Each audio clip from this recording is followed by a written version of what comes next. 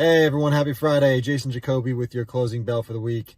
Hope you all had a wonderful one. Obviously it was very busy, crazy week in the markets and elections and CPI numbers that came out. But here recording in my car on the road at the moment, but wanted to get this info to you for the week. So obviously for the year, the markets are still down as a whole. Leading the way is the Dow, only down 7%.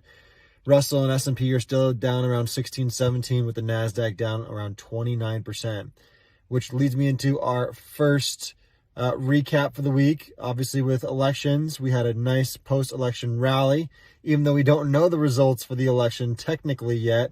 It's looking like we're going to have a divided Congress, which the market actually likes.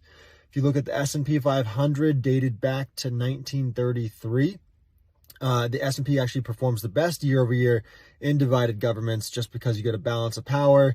You're not going to get, too much conservative or Democratic policy. You're going to have to, work with the other side of the aisle if you want to get anything through the president's signature. So with that being said, the market's like that because there's some certainty. There's no, in this instance, there's no more tax increases more than likely because, again, now that we have split government, the Republican House won't let that happen.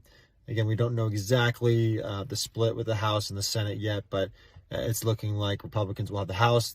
The Democrats will either have the Senate or it'll be 50-50 with the vice president as the tiebreaker. So, again, split government's good for the markets. We like it. So look for a continued fourth quarter rebound after a rough year. But that doesn't mean it's going to stay up, right? Because you look into 2023, recession's here already.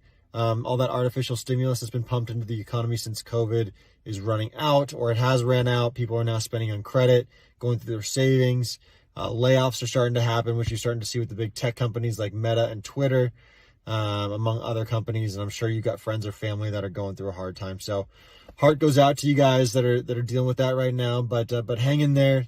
These bear markets, these recessions don't last forever, but tough people do, and you will persevere through that. Those are the big market news and the midterm news this week, which has obviously affected that big update that we had yesterday. Best day since March 2020, which tells you something. The last thing I want to touch on this week, CPI numbers, which is the Consumer Price Index, which measures inflation on a year-over-year and month-over-month basis. Year-over-year, we're trending down, which is a good thing. Month-over-month, we had a slight increase, but it was actually 20 basis points or 0.2% lower than expectations that the analysts had actually predicted. So that's a good thing. It's also part of the reason for the bounce yesterday. Anyway, if you have any questions, reach out, comment below. Jason Jacoby here with your closing bell. We'll see you next week.